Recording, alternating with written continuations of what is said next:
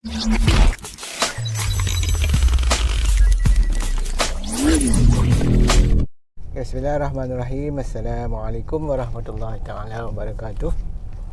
Alhamdulillah wassalatu wassalamu ala Rasulillah wa ala alihi washabihi wa man tabi'ahu wa mawalah.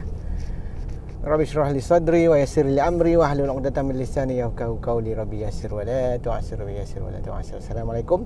Khabar semua? Kali ini kita nak bercakap sikit tentang satu topik dalam bicara santai Dr. Norman sambil memandu. Yang nak bercakap ialah tentang bagaimana sebenarnya stres menyebabkan peningkatan paras glukosa darah, kan? Apakah kaitan sebenarnya stres dengan masalah diabetes, kan? Ramai yang tak faham, kita menyangkakan diabetes hanya berkaitan dengan pemakanan tinggi gula dan sebagainya, tapi sebenarnya diabetes juga berkaitan dengan faktor stres. Jadi kita perlu mengawal stres dengan baik dalam kita punya kehidupan seharian.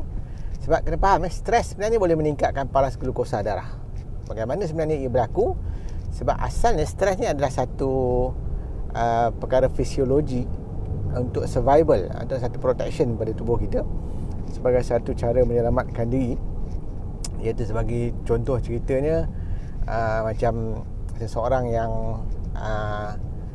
masuk hutan, kan? Masuk hutan, tiba-tiba ternampak harimau.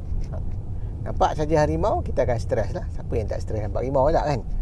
Jadi bila nampak harimau dan stres, maka dalam split second, dalam sangat-sangat singkat, badan kita akan mengeluarkan hormon kortisol dan juga hormon adrenalin. Yang mana kedua-dua hormon ni, yang pertama kortisol tu akan mengarahkan sebenarnya hati kita, mengeluarkan simpanan-simpanan tenaga dia, dan menambahkan dan meningkatkan paras glukosa dalam darah. Tujuan dia apa? Sebab apabila glukosa tu tinggi dalam darah, maka kita ada cukup tenaga untuk lari pada harimau tu. Jadi memang bila stres dia, glukosa akan naik lah. Itu secara fitrah dia. Dan adrenalin tadi keluar pula, tujuannya adalah kerana sebab adrenalin akan meningkatkan degupan jantung, akan menyebabkan saluran darah kita akan menjadi lebih besar, terbuka. So lebih banyak pengaliran darah akan berlaku, sebab kita dah bersedia untuk lari, aktiviti fizikal, lari pada harimau tu. Jadi itulah dua sebab kenapa kedua-dua hormon tu keluar semasa kita stres. So apabila kita stres nak nampak harimau dan paras glukosa darah meningkat dan degupan jantung meningkat, kan? Itu sangat baik untuk kita lari pada harimau. So itu sebenarnya survival, sebagai satu bentuk penyelamatan diri lah daripada kena makan harimau. Tapi itu adalah keadaan zaman dulu lah, kan? Tapi manusia hidup zaman moden sekarang, kita bekerja, mana ada kita jumpa harimau tak? Kalau kita pergi bekerja kat office, kita akan jumpa rakan sekerja, kita akan jumpa dengan bos. Dan apa yang akan jadi pada tubuh kita bila kita stres semasa kerja? Stres dengan bos, stres dengan rakan sekerja, mana perkara yang sama akan berlaku, yang mana akan berlaku peningkatan paras glukosa darah, degupan jantung akan jadi lebih laju, kan? Itulah semua tanda-tanda stres.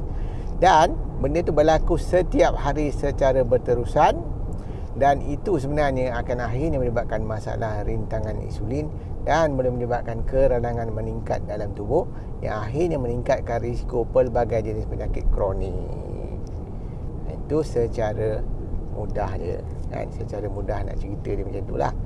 Jadi maksud dia, kan, bila kita mengalami stres yang kronik, maksud kronik ialah lama, setiap hari stres, setiap hari pergi kerja kita stres, setiap hari kita ni balik kerja stres, pergi kerja, bila balik kerja, bila nak pergi kerja stres sebab jam, jalan jam nak pergi kerja, balik kerja kan stres dekat jam pula nak balik kerja.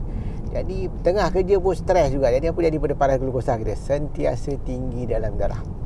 Dan bila paras glukosa tinggi dalam darah, apa yang jadi ialah insulin akan menjadi tinggi dalam darah.